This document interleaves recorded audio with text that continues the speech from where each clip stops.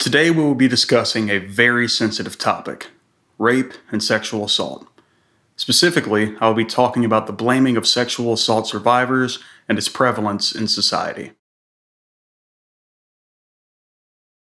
As an overview, I will discuss the statistics of rape and sexual assault, the intersectionality of sexual assault with race and gender, theories that touch on why victim blaming happens, and means in which we can stop this from happening. According to RAINN, the Rape, Abuse, and Incest National Network, of the sexual abuse cases reported to law enforcement, more than 80% of victims knew the perpetrator.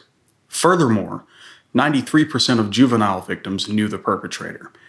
59% were acquaintances, and 34% were family members. According to Muhlenhard and Long, 1 in 5 females between the ages of 16 and 59 have been sexually assaulted. Additionally, 1 in 4 women on college campuses have been sexually assaulted, in a place where it is deemed to be safe from situations such as this. De La Junta states that sexual assault makes up around 7% of all crimes committed and reported in the United States. As we know, many sexual assaults are not reported, so the true number of sexual assaults is truly staggering.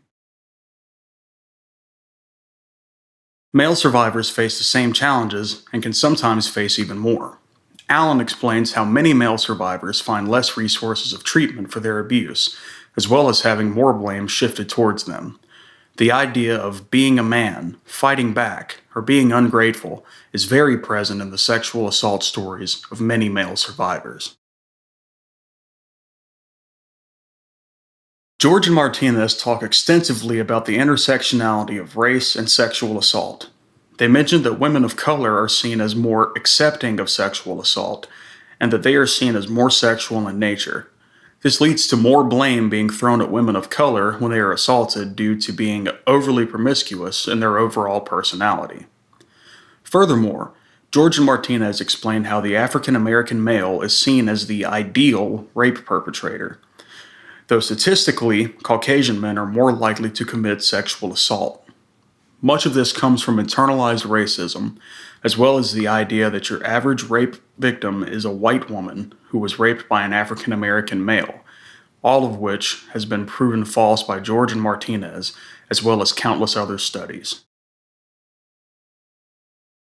Edwin Sutherland provides one of the best theories as to why victim blaming, as well as other forms of violence and crimes, happens in our society today with differential association. Differential association involves many parts. These parts include 1. Criminal behavior is learned. 2. Criminal behavior is learned in interaction with other persons in a process of communication. 3. The principal part of the learning of criminal behavior occurs within intimate personal groups. 4. When criminal behavior is learned, the learning includes techniques of committing the crime and the specific direction of motives, drives, rationalizations, and attitudes. 5. The specific direction of motives and drives is learned from definitions of the legal codes as favorable or unfavorable. 6. A person becomes delinquent because of an excess of definitions favorable to violation of law over definitions unfavorable to violation of law. 7.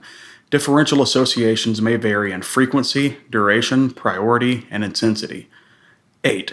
The process of learning criminal behavior by association with criminal and anti-criminal patterns involves all of the mechanisms that are involved in any other learning. 9. While criminal behavior is an expression of general needs and values, it is not explained by those needs and values, since non-criminal behavior is an expression of the same needs and values. With criminal behavior being learned, it is very probable that sexual assault can be learned through existence in a patriarchal society in which we live. From a very young age, boys are taught that they are more valuable than girls, and that they are entitled to things that girls are not. The mention of personal, intimate relationships is key in this theory, as sexual assault is found to happen between two parties that know each other more than 80% of the time.